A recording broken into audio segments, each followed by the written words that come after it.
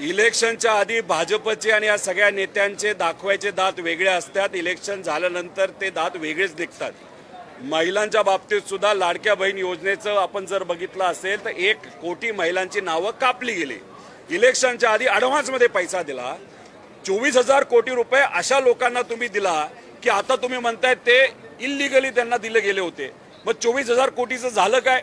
1 कोटी महिलांचं नाव का कमी झालं? तसंच कर्जमाफी देऊ असं तुम्ही बोलला, थट्टा केली, नाही तर तुम्ही शब्द दिला आणि आता मात्र कर्जमाफी देत असताना इतक्या अटी टाकल्यात.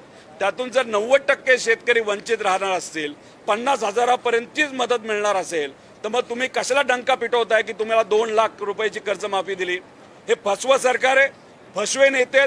बाकी यांना काही घेणं देणं नाही. आमचं म्हणणं आहे की बँकिंग सिस्टमला जर तिथं अडचण येत असेल तर मोदी साहेबांची प्रशंसा करत असताना असं का बोलला की राज्याचं जे काही कर्ज झालंय 10 लाख कोटीचं आणि देशाचं 200 लाख कोटीचं, ते जर मोदी साहेबांनी ठरवलं तर एका दिवसात आम्ही फेडू शकता.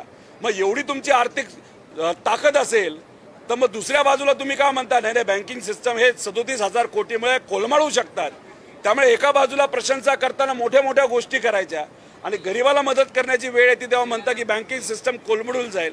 आमचं एवढंच म्हणणं आहे, शक्ती मार्ग जो 1,20,000 कोटीचं तुम्ही करताय त्यातून जे 40,000 कोटी तुम्ही भ्रष्टाचार करणार आहात ते थांबवा. सगळं नॉर्मल होतंय, पण ते नाही थांबवायचं.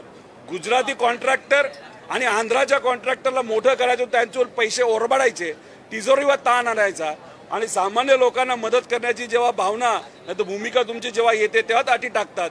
हे कुठंतरी हे सरकार फसवं एवढंच आपल्याला म्हणावं लागेल.